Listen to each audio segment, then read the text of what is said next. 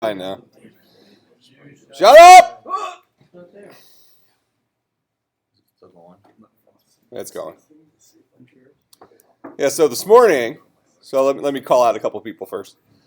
So this morning, I was recording I'm starting a series on how to write an iPhone and Android app and put it on the App Store. So a YouTube video, kind of writing a simple little app. So that's something I'll have probably point you guys to once it's up. Kind of an interesting thing. But we had been recording for about 15 minutes. And he was watching. And finally I noticed it's not recording. I'm talking to my screen for 15 minutes. And then I say, oh, we're not even recording. And he said, yeah, I tried to tell you, but I didn't want to say anything. But I was like, I noticed 15 minutes ago. And then I hit him and he cried.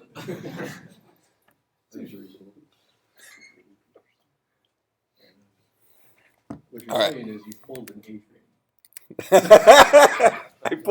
I pulled an Adrian Peterson. I don't understand that reference. It's actually, it wasn't even. Was it just a random stick?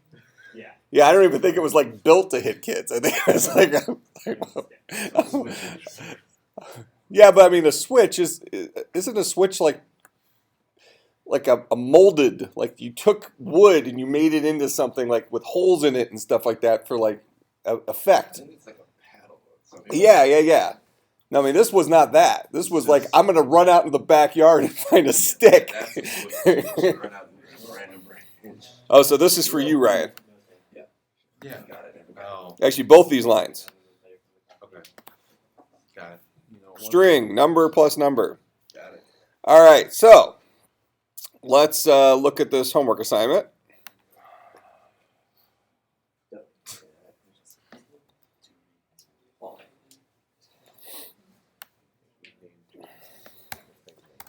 All right, so the homework assignment was to solve this problem.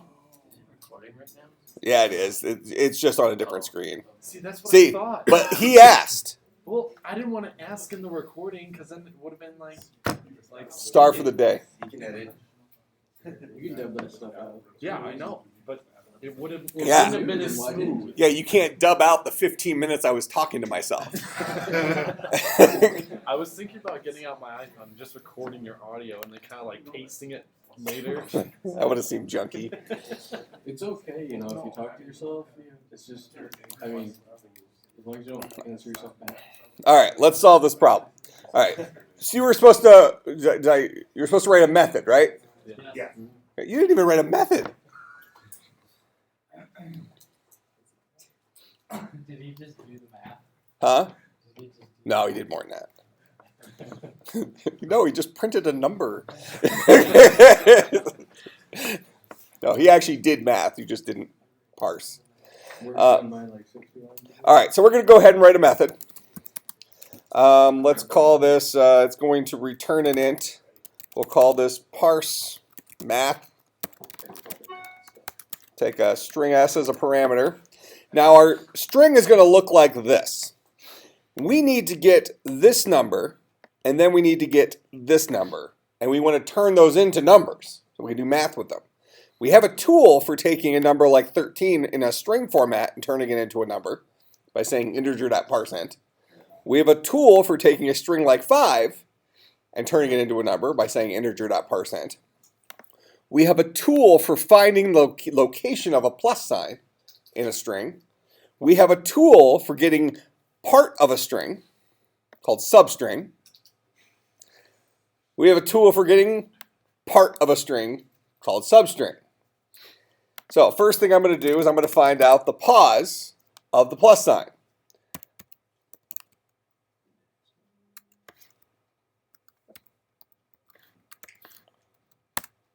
Now, if we assume they pass in something in the correct format, we know pause is a positive number. We know it won't be -1, right? -1 it would only be -1 if we could not find the plus sign.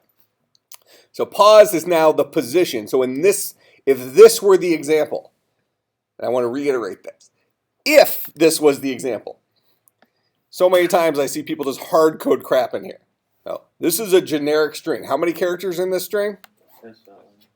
Huh? index of, or s dot length.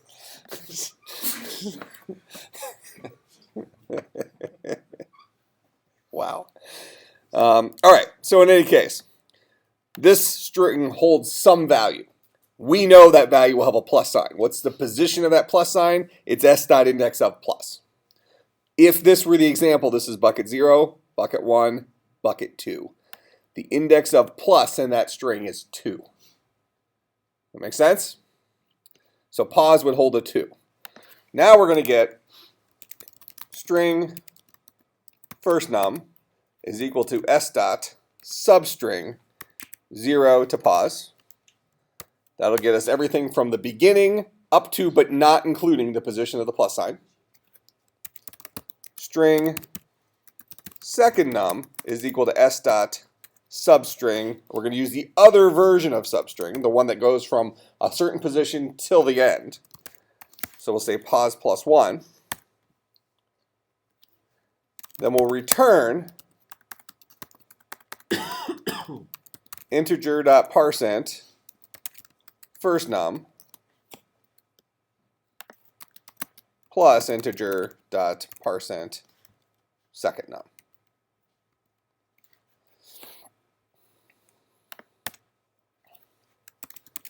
Now we can call this method from up here. Is this a class method or instance method? How do you know? Static. How do we call class methods? Use the name of the class in which the method was defined. So HW dot parse math, and we'll pass it 13 plus 5 as our starting example. Print out the answer there. There's our 18. But we can give it any numbers we want.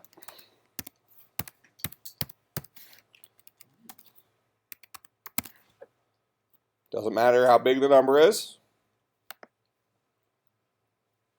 I'm going to do the math. So there is the homework assignment. And you actually could have done it all in one line. It would have been a really scary line, but you could have done it in one line. All right. Questions about that? Go ahead. The index of there, doesn't it create an array of? No, index of returns the position in this case, S, the calling string, where this string first occurs. Oh, okay. Or -1 if it's not found. I guess just last class we were using it kind of a little bit differently. I guess we were using it with a number instead of a plus sign. Or no, we're using it for hello and trying to find the first instance of L. It's doing the same thing though. Right, so we would have passed it an L here. Okay. And this would have boiled down to a number that was the first position of L in S. Okay. In this case, since we know we don't have an L in here, it would have boiled down to a -1. So index of is a search tool. It searches a string for the first occurrence of something. I think what you might be thinking of is when we had that string map that had all the letters of the alphabet in it. Yeah. And we wanted to convert. Actually, was that? That was another class. That was 325 when we were converting hexadecimal to decimal. So, yeah, I don't know what you're thinking of. If you can try to tell me what you're thinking of, I can write it and tell you what you're thinking of. And how we apply that example. I'll think of it. When it comes to mind, just blurt it out. Yeah. That'll make it funny. Are you just babbling, Largan? No, I decided to make the one-line solution because I had to change my little. Well, who were you talking to, though? Were you listening? Yeah. Oh. Oh. Did you finish all your raids for the week? Me? Yeah. I ran out of freaking Valor points already. I'm already up over 500. You can still run the rest of the raids. Yeah, I ran a marathon on Sunday. Did you really? Yeah. I ran that too. Why does everybody instantly laugh? Did you run it on like WoW? Just hold down the W. I actually taught my cat how to do all the flight paths in WoW. That way I can just leave and let her. She's my travel agent. Like write a program, write an ad for the game that just automatically sends you where you need to go. Okay, so questions about the homework assignment. So what's a substring? So let's Because I'm looking at that, it looks like that you're taking the position or like the numbers. so let me show you the pieces up here. Okay, so we're gonna say string val is equal to this. So let's deconstruct this a little bit. All right, so now let's do system.out.println val.index of plus sign.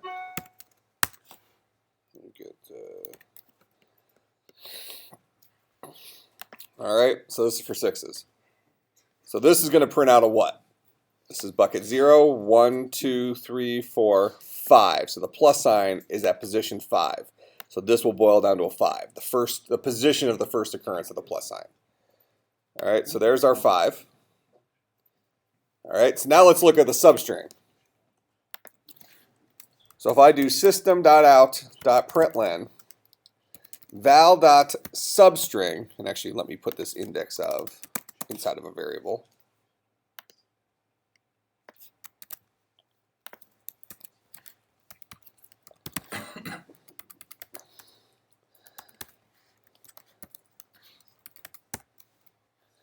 So if I say val.substring from 0 to pause, I'm going to print out the result of that. So I'm saying val, actually here, let me ask you this. Is substring a class method or an instance method? I think it's an instance. How do you know?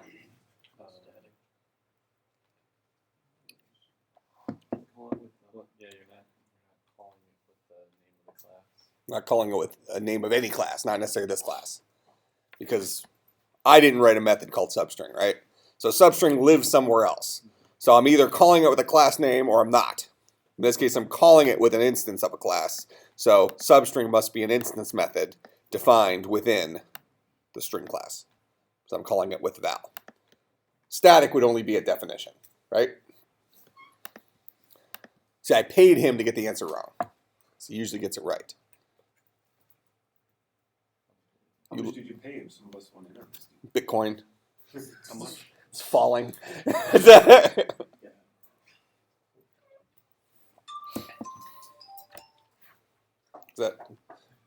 Wake up alarm? My thing, because my keynote locked itself out. Oh. Okay.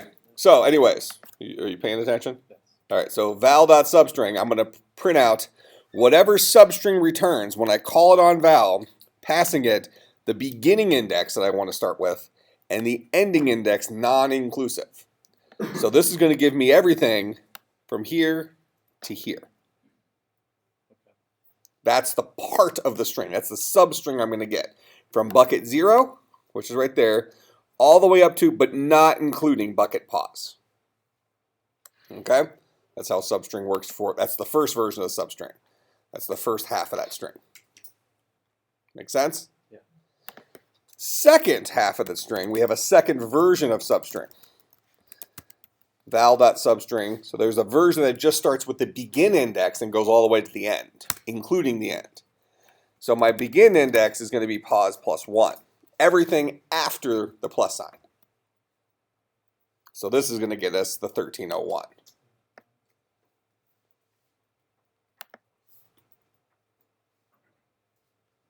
Go ahead.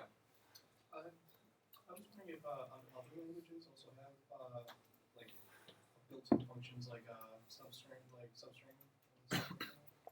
Most do. Okay. Yeah.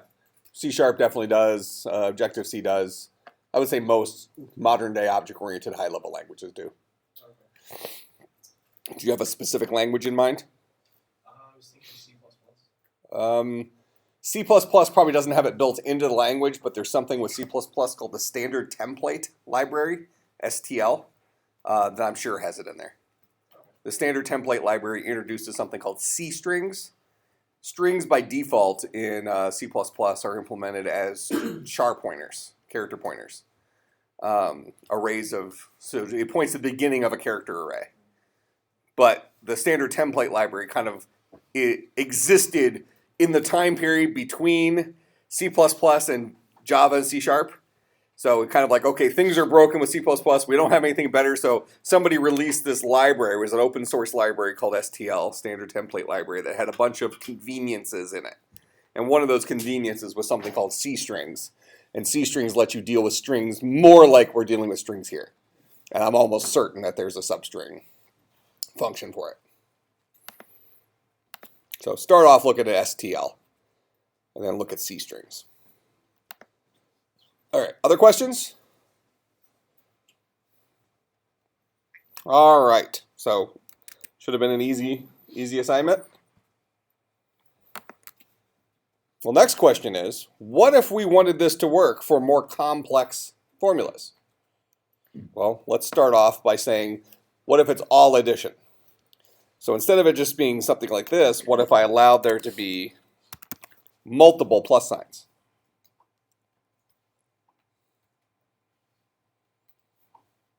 How would you handle that?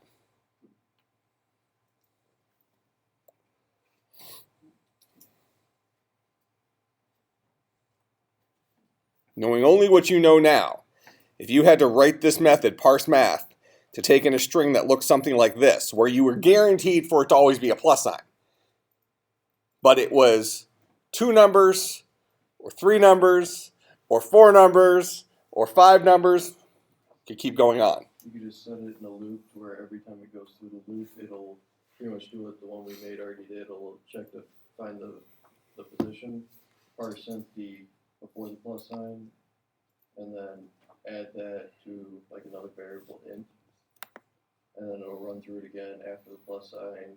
And then it'll Well, find the but there's a next problem with that. If we get the first number, we can do the parse int of that. But then we're taking everything after the plus sign, which may have plus signs in it. Well, no, you'd have to make it to where it'll just count up to the next plus sign. Okay, so we're going to walk it on plus signs. Yeah. Okay, so we're going to have to get a little bit more intricate here. We can use index of to get us the first plus sign, but from that point forward, we might have to walk to find plus signs. Does that make sense? So we might even avoid using index of entirely, just so we have a standard algorithm for this. We might start our string, and as long as we're not dealing with a plus sign, collect those characters into a string. As soon as we find a plus sign, what are we going to do? Do I have enough information to do math yet? I need to store this number somewhere, right? So I'll store that number. Then we read in our plus sign, move past it, read in again until I either hit the end of the string or hit another plus sign. Once I hit this, I have another string. Do I have enough information to do math yet? Yes, I do. So I'll actually do the math, store the result, and an answer. Now, I know I'm not at the end of the string. Skip the plus sign. Now, after I do this, where should I store the answer? Probably in the same place where I originally stored this guy. That becomes my new first number. Does that make sense? So we have first number, second number, and first number starts off as this guy. Then it becomes the sum of these two guys. Then it becomes the sum of these 3 guys. Then it becomes the sum of these 4 guys. And when I'm out of string, first number is my answer. Does that make sense? So we're going to go ahead and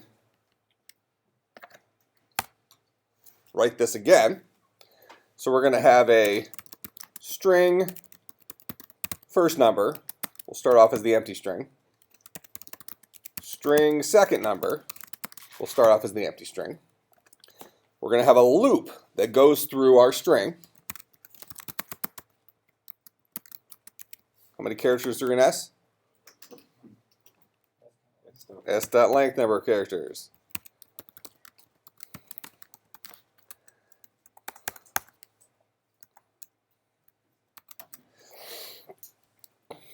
Okay, now, if I'm not looking at a plus sign, what am I going to do with that number? I want to concatenate it onto first number. Does that make sense?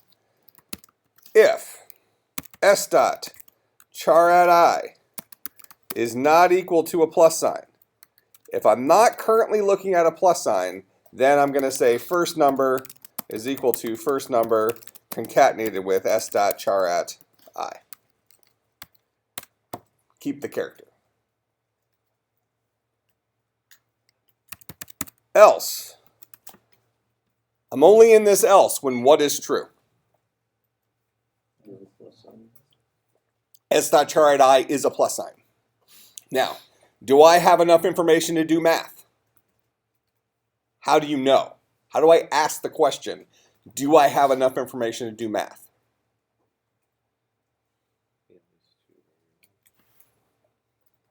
I don't have a second number.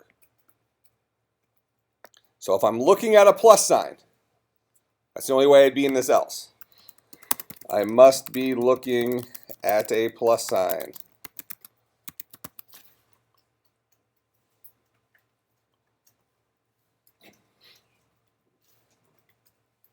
I know I don't have enough information to do math because what? Second number is equal to what? It's got nothing in it. How do I ask the question, does second number have something in it? A couple different options to answer this question. Say if second number is not equal to empty string. Like that? Okay, tell me why that's a bad idea. It's equal to empty string right now. Specifically, tell me why that's a bad idea. Spend an entire class talking about it. Because then you can have like letters in the second number and it would recognize it as being a number as it stands right now. If that's the only thing we're saying. If we're saying a number is only a number if it's not an empty string. What's the not equal operator there? Okay, it does build a Boolean expression. What's it meant to work on? It would work on chars. Primitive types. What's a primitive type? Any type variable that contains one single value. Any variable built into the language that's built to hold a single value. Are strings primitive types? No. Should I be using this guy to compare strings? No. Because it's not a primitive type. Now, if I do use it to compare strings, what's it actually comparing? The pointers, the memory addresses. So this is asking, is second number equal to, or is it true that second number is not equal to the memory address associated with the empty string literal? Does that make sense? In this particular case, this actually would work. It does actually ask the right question, but it was lucky that it asked the right question. That's why you need to be very careful with these. Because by doing this, you may actually get the result you think you should get, but not understand why, and now you've reinforced something that's wrong. So next time when you go and continue to use not equal sign or the double equal sign for comparing strings, you get strange results and you don't understand why.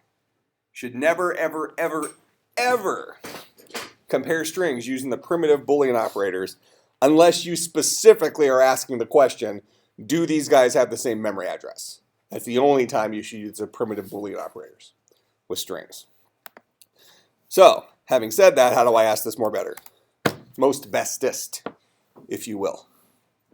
Second number not compared to. Have we talked about compare to in here? No, we did. That would work. Compare to is actually for alphabetizing.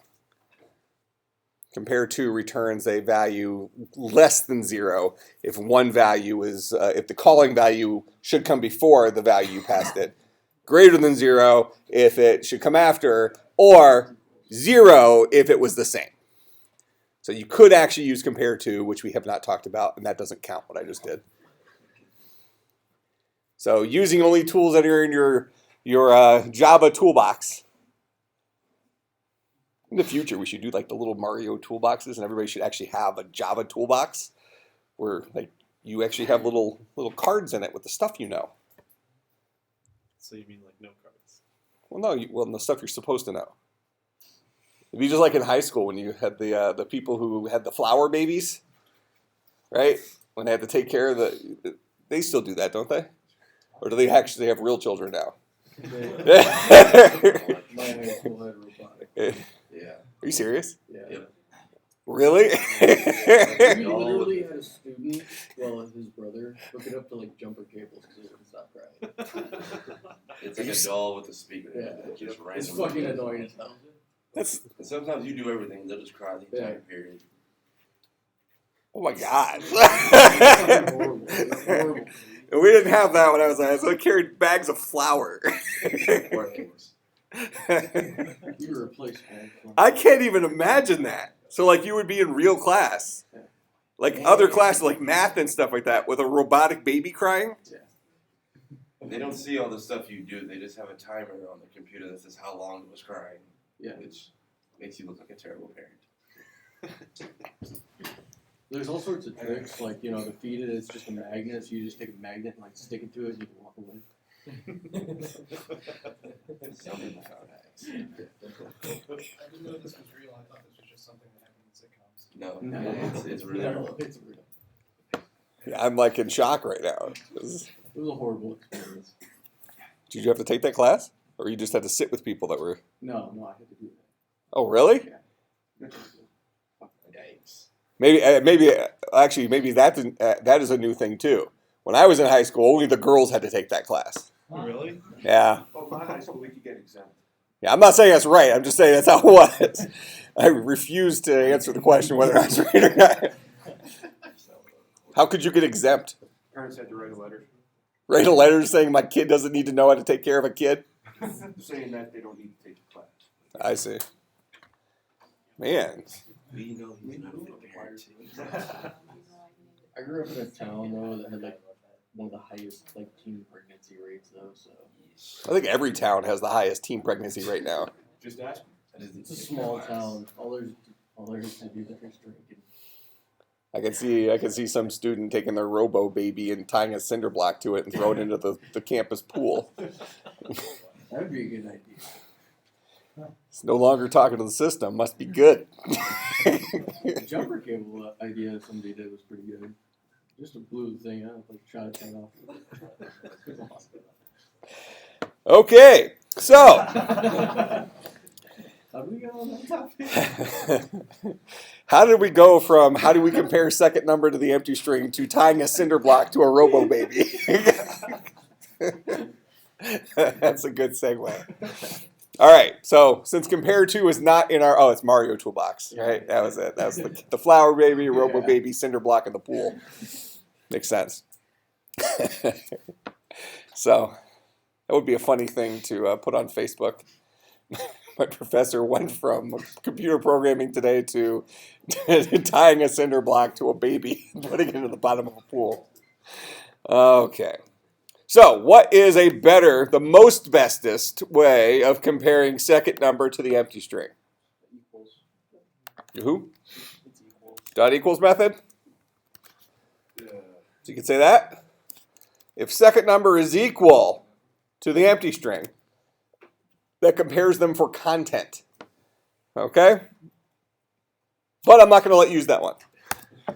That will work just fine. The reason I'm not going to let you use that one is because I want another answer. Shenanigans. That answer was perfectly acceptable. Nothing wrong with that answer.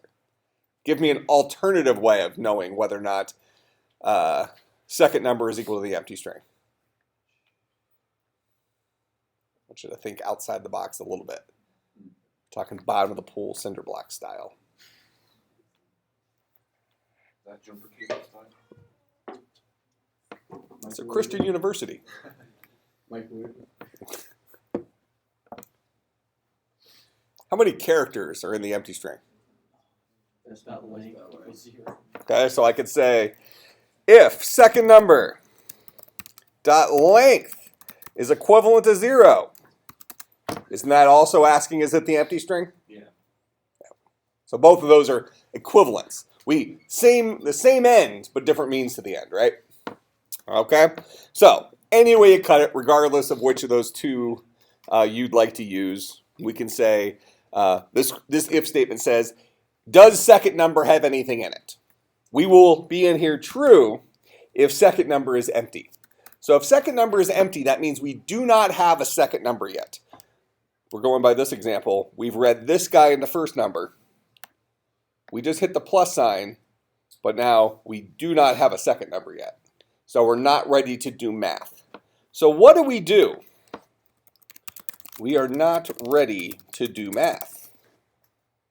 What do we do in that case?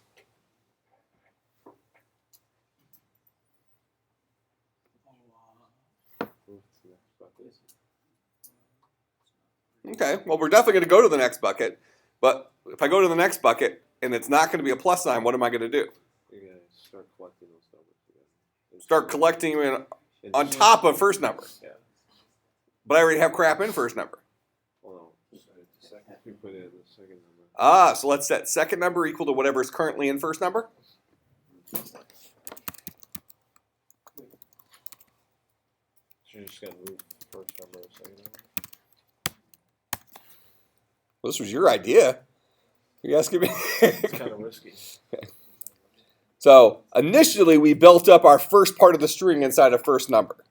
So we had this guy in first number.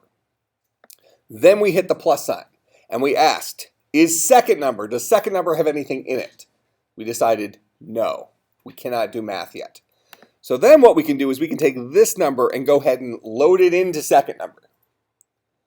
Then zero out first number, make it the empty string, so that we can build our next number into that. That make sense? So second number will equal first number will be equal to the empty string.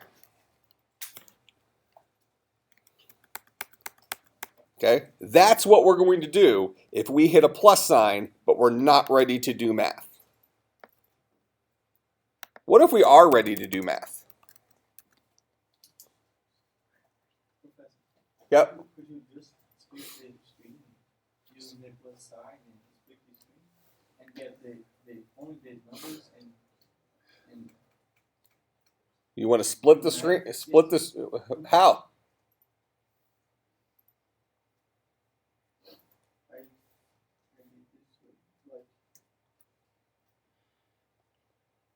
string dot split. Yeah, we haven't learned about split.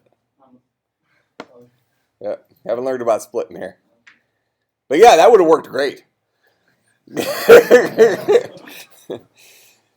But split would have also put it into an array, which we don't know what those are yet either. Yeah, we don't know about arrays. Don't know about arrays yet.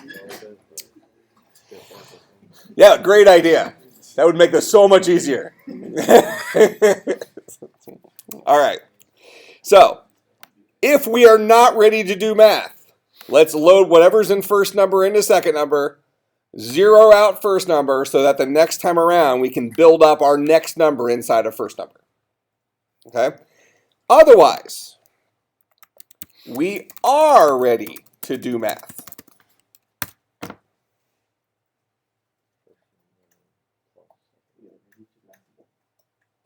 Okay, so we're going to have a sum, right? Int sum is equal to integer dot parseInt first number plus integer dot parseInt second number. We'll store that inside of a variable named sum. And then what are we going to do with that?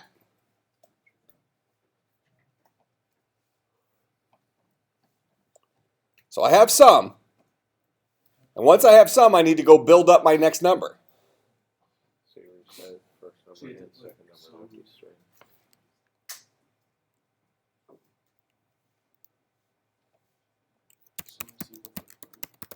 Okay.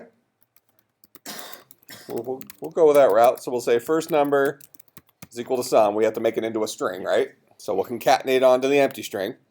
That's how you turn an integer into a string. Just concatenate it onto the empty string. And then what? Second number is nothing.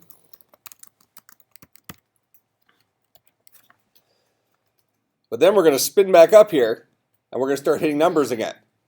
If we start hitting things that are not the plus sign, what do we do?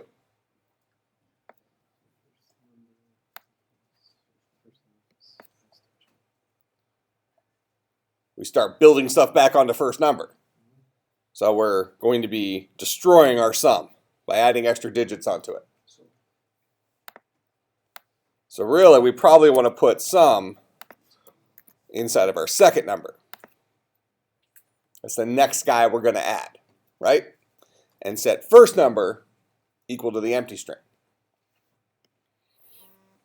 All right, so now, if there's more numbers, so what we just did here is we've done this math, storing the result inside of second string.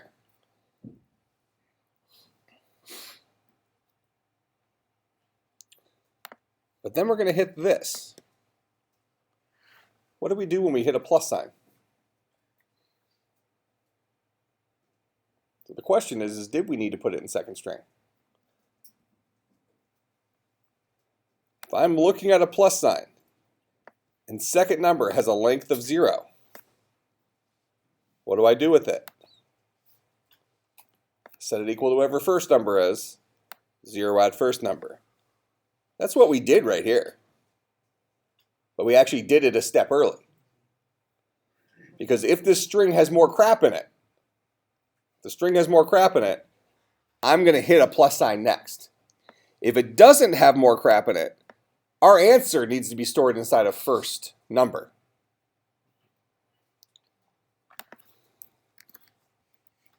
So we are going to load it into first number. By loading in the first number, this is what happens. We just did our math, stored the result in first number, zeroed out second number. Then we hit the plus sign. Now we're looking at this if right here. Is second number's length 0? Currently is. We cannot do math yet. So we'll load into second number, whatever's in first number, zero out first number. Then we'll collect this number inside of first number. Right?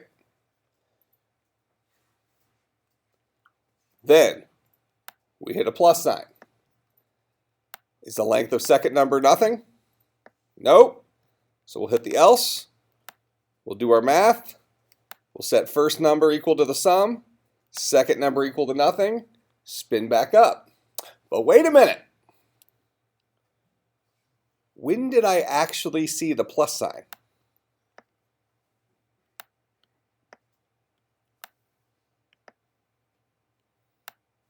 I didn't know I was done loading my original second number until I actually already read in the plus sign. So the very next thing I'm going to read is not a plus sign. The very next thing I'm going to read is either end of the string, which would never happen, right? I would never end a string with a plus sign. We're going to call that illegal input. That's not legal. So if I'm looking at a plus sign, that means what? I got more numbers. So what I'm going to do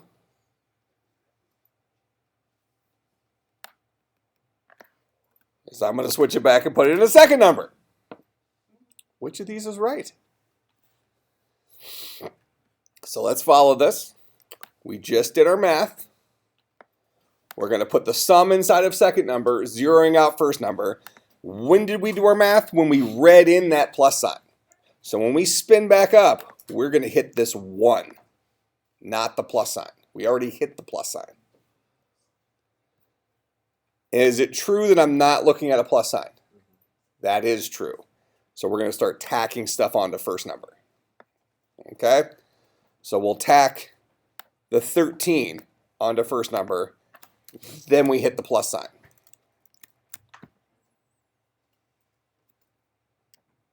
So I'm looking at a plus sign. Is second number's length 0? It's not. Because I loaded my first sum into it. Right? My original sum is in second number. First num holds 13. Now I can do math. So we're going to add this sum onto this, giving us a new number. And we're going to store that result in second sum, or in second number, zeroing out first number.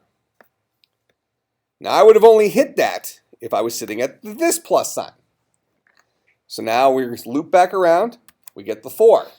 Is it true that the 4 is not equal to a plus sign? It's a true statement, right? So what are we going to do? We're going to build that up inside a first number. So first number is going to get built up with 4 and 1. Now, we exit this string, this loop, because we didn't hit a plus sign. We ran out of characters. So now I'm sitting right here, outside the loop. And first num and second num still have a number in them. Will they always still have a number in them?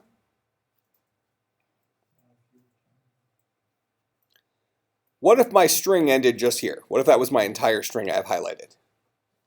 I would have built up first number, then I would have hit a plus sign, knew I couldn't do math, I would have built up the second number, and then I would have ended.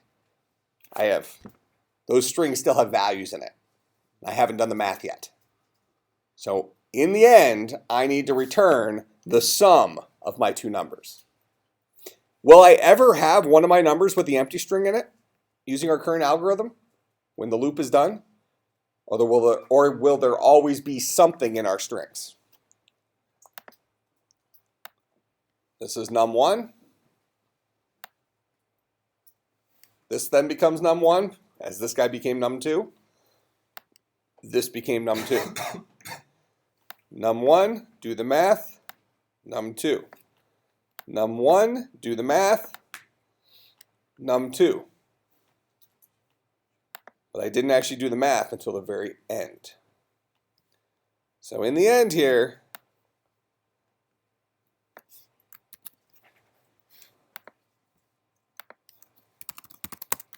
I'm going to return that.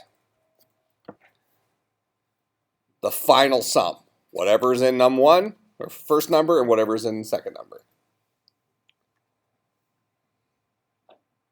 So what should this be? This should be 25679 plus 1301 plus 13 plus 41. So 27034.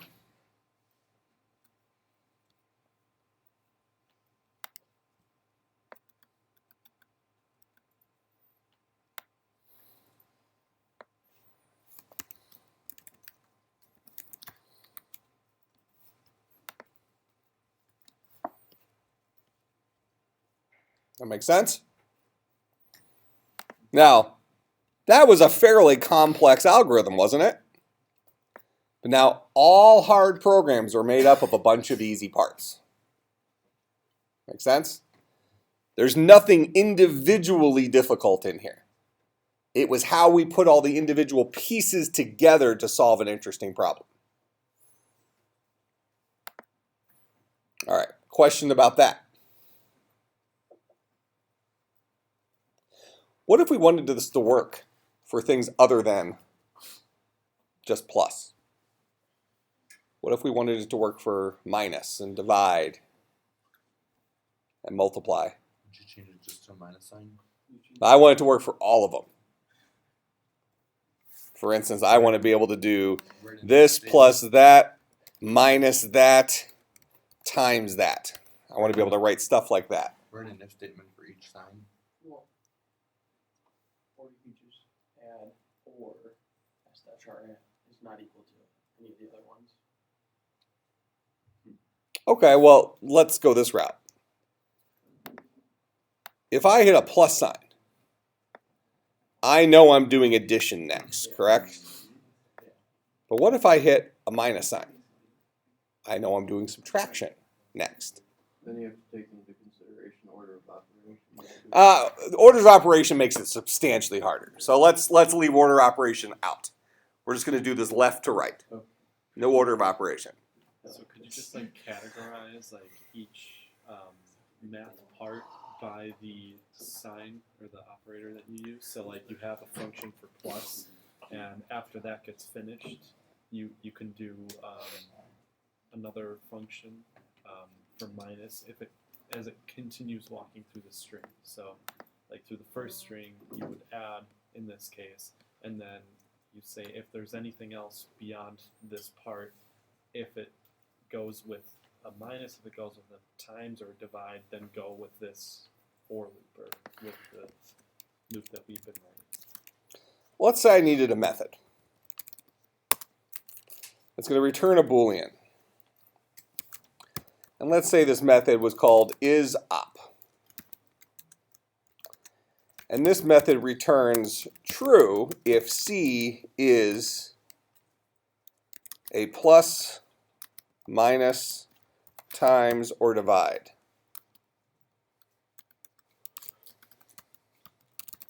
Return false otherwise. So what if we wrote a little function like this? That make sense? Understand what this function is supposed to do? Take out a piece of paper.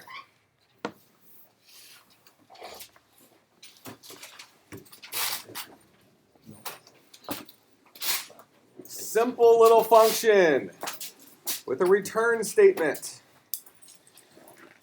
I've even given you the body of the method, so nobody should miss that.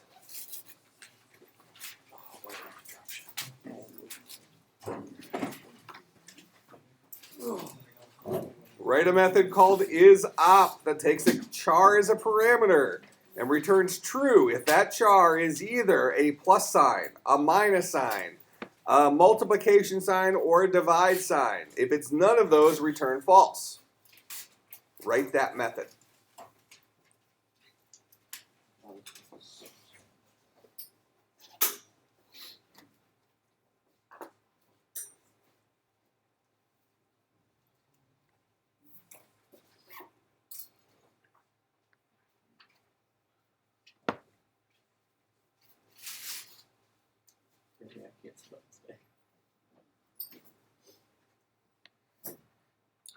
I should point out, write this method in terms of the tools you already know.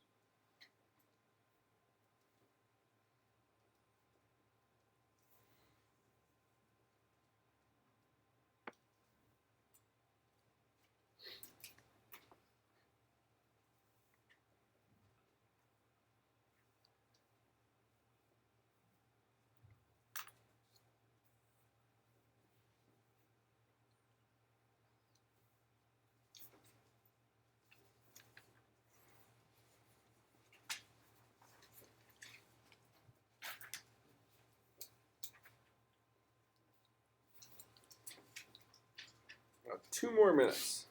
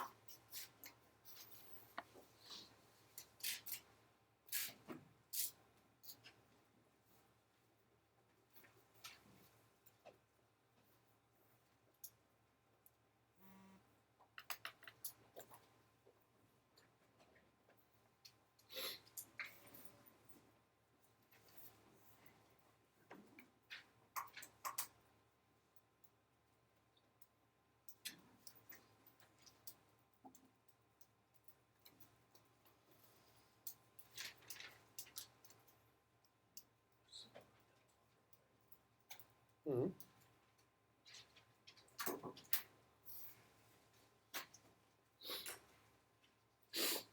One more minute.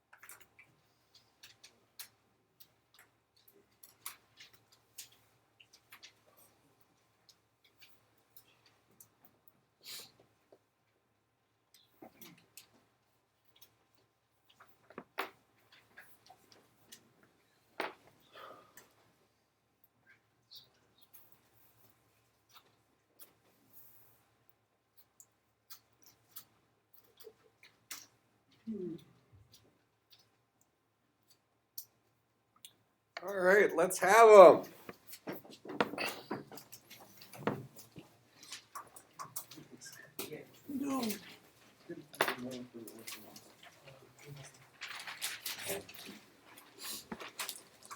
Yeah, it's a lot of writing.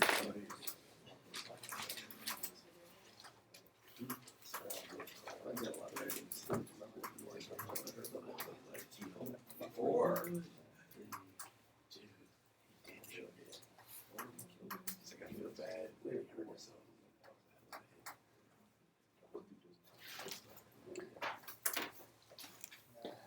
Could this have been done in one line? Probably, yeah. No. Maybe it could have been. I mean, in one reasonable line.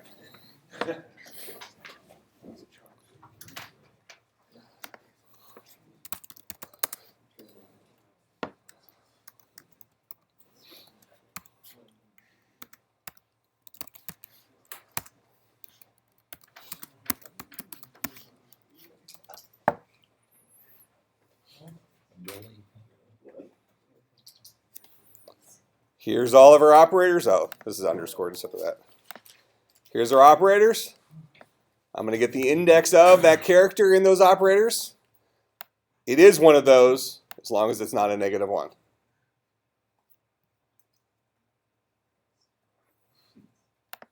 Index of is handy, isn't it? Yeah. All right, so that's one way you could have done this. You could have also said return C equal to the plus sign, or C equal to the minus sign, or C equal to the times, or C equal to the divide. Am I allowed to use equal here? Yes. It's primitive type. Ah, because this is a char, this is a char, so this is going to compare primitive types. So that's another way you could have written it. Return true if any of these are true, using ORs. You could have been more long-winded, and you could have said if C is equivalent to the plus sign, return true, else if C is equivalent to the minus sign, return true, else if C is equivalent to the time sign,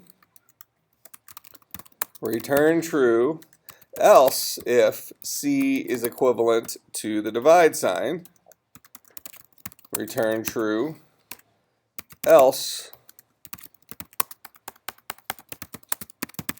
return false. Is there a way to? Could you not have just put that in one make statement? You could have. You could have said the exact same thing we had in the previous line. Yeah. If that's true, or that's true, or that's true, or that's true, return true. All right, make sense?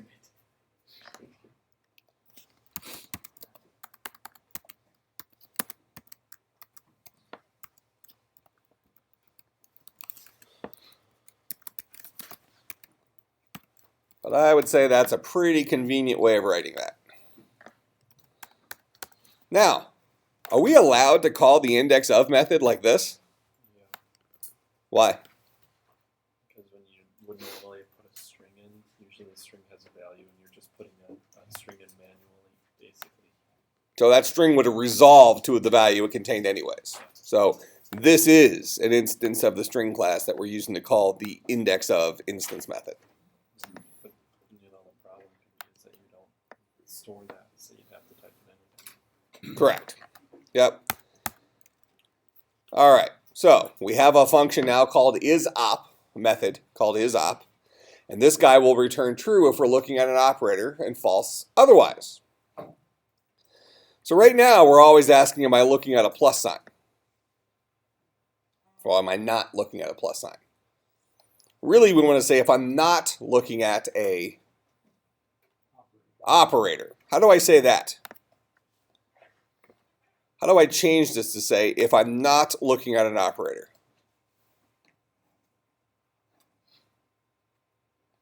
Keeping in mind we just wrote an isOp method.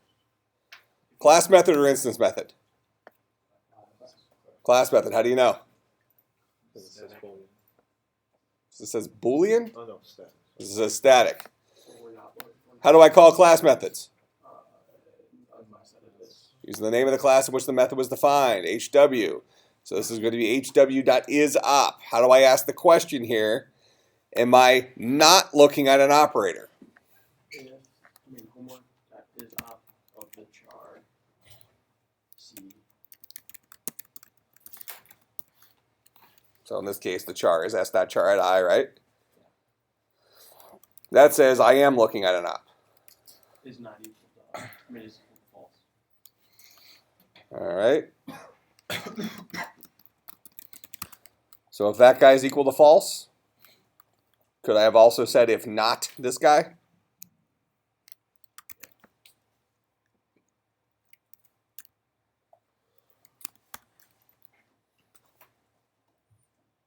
Make sense? Remember the not symbol? Not true is false, not false is true. So if I am not looking at an op, this will be false. Not false is true. The whole thing will be true. But if you prefer the equal to false thing, that's fine as well. Maybe it reads a little cleaner. It is redundant, but it reads cleaner.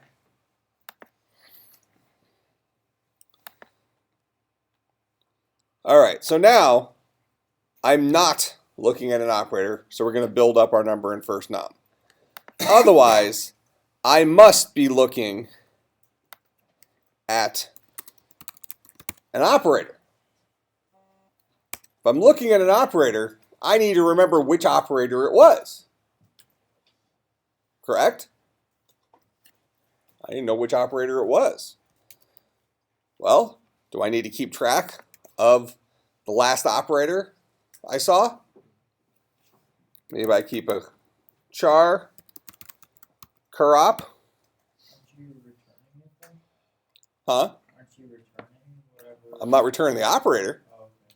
I'm ultimately going to be returning the math at the end. But right now, if I'm in this else, it's because I know I'm looking at an operator. And I need to remember what that operator is. Before, we just assumed it was plus. And we just always did addition. Now, I need to remember what that operator was so I can do the right math next time. Make sense? Okay. So we'll say curop is equal to s.char at I. So we'll preserve that operator.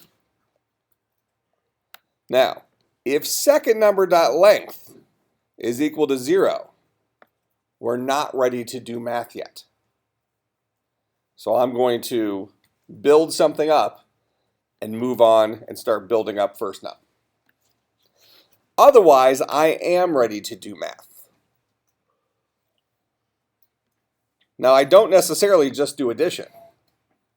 I might do subtraction, or multiplication, or division. Now remember, as we walked through this up here, as I go through, we got our first number, then I read in curop. decided we couldn't do math yet. So I put first number inside of second number, then I built up first number again. Then I read in that. What did I just do to curop? Killed it. I overwrote curop.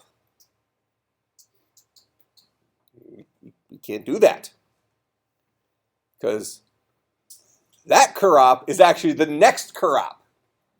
I need to change that after I do math.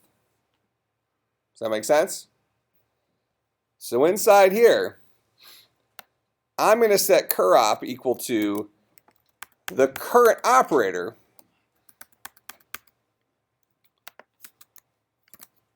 here if I'm still needing to build up another number, or after I do my math if I'm not building up another number. That makes sense? I'm not going to change curop until after I've done the math associated with the previous curop. So I'll make sure we haven't done the part where we detect it was a plus sign versus a minus sign, but I'll make sure I do this math before I overwrite curop with this math. That make sense? No, we decided we weren't going to do that, because that'll make it really complex, a lot harder. Now, notice at the end of this if statement, I'm saying curop equals s.char at I. At the end of the else statement, I'm saying curop is equal to s.char at I. Would you say that I'm always setting curop equal to s.char at I inside of this else? 100% of the time, I'm getting the next curop, correct? I am. So I don't have to put it inside the if and the else. I can just put it after the if and the else. This line happens 100% of the time. That makes sense? But the important thing to remember here is that we don't want to do this before that if and else. We want to do it afterwards. In case we're going to do some math, we don't want to overwrite our curop before we've done the math. Make sense? Now, here's where we actually do the math. We probably want a method that actually does math for us. The method might take in the first number, the second number, and the operator. Correct?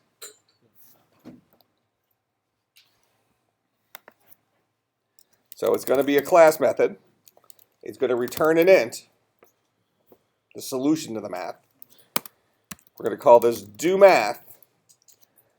This guy's going to take in a string first num, string second num, and a char op.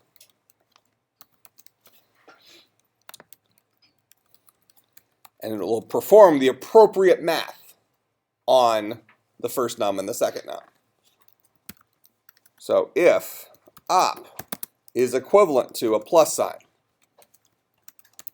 we will return integer dot parseInt. Actually, instead of doing that, let's just store our two numbers in their integer format at the beginning. Int a is equal to integer dot parseInt first num. Int b is equal to integer dot parseInt second num. If op is equal to the plus sign, we'll return a plus b. Else if op is equal to the minus sign, we'll return a minus b. Now we need to remember something here. We are moving numbers between first num and second num as we're parsing it.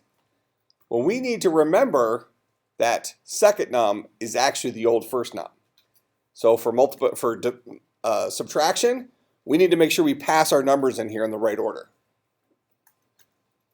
So really, we're always going to pass in second num as first num and first num as second num.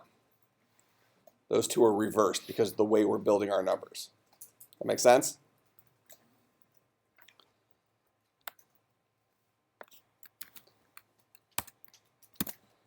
else if op is equal to multiplication, and we'll multiply them, else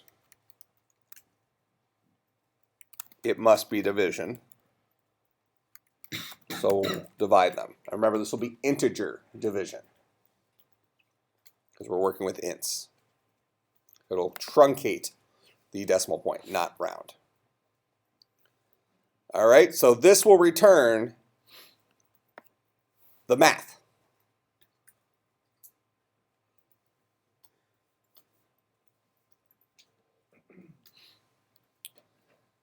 So down here in Parse Math,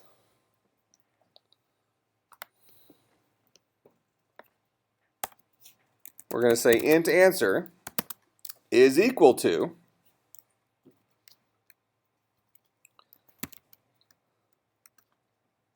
HW do math. We'll pass it the second number first, pass it our first number, we'll pass it the curop. And then we'll store answer inside of second number. Then we'll read in our next curop.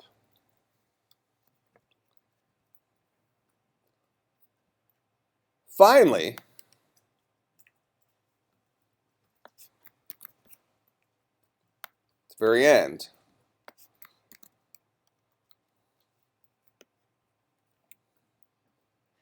we will return the final values.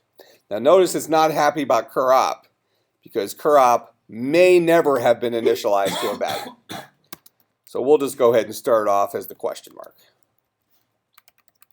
We know personally that it'll get changed, but Java wasn't so sure, wasn't as confident because for loops are pre-check loops, meaning there's no guarantee we'll get into the body of the loop.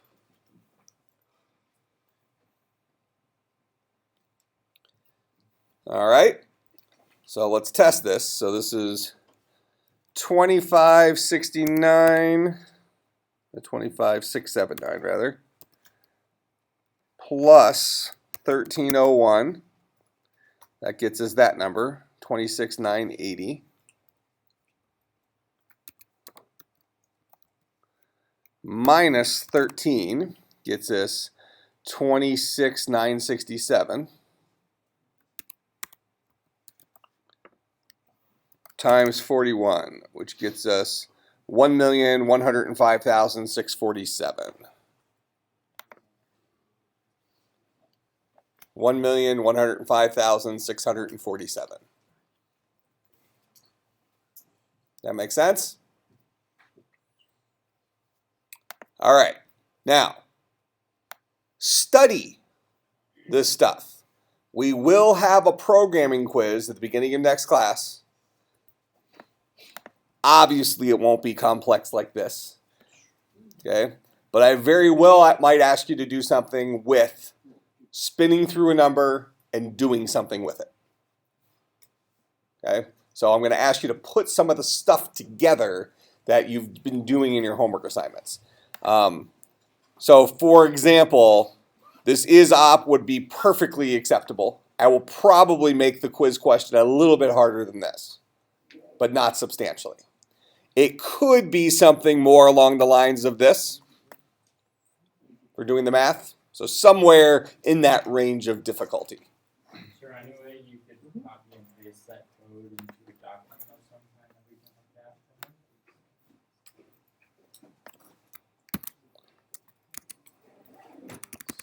Yeah, I'll put it up on Angel. I'll put it under lessons and just a quiz. I'll call it quiz study. Sound good? Yep. All right, I'll see everybody on Thursday. Lion. I will put out a homework assignment on Thursday related to this stuff. We will not have class on Thursday. Totally forgot. I won't be here Thursday. Okay. So we'll do a quiz. In place of class, I will put out a quiz-like homework assignment. Okay? That you can submit as a homework assignment, and I'll count it as a homework assignment. When will that be due? Make it due Tuesday. That's fine. But look for it before class on Thursday. So no class Thursday. I can catch up on gaming.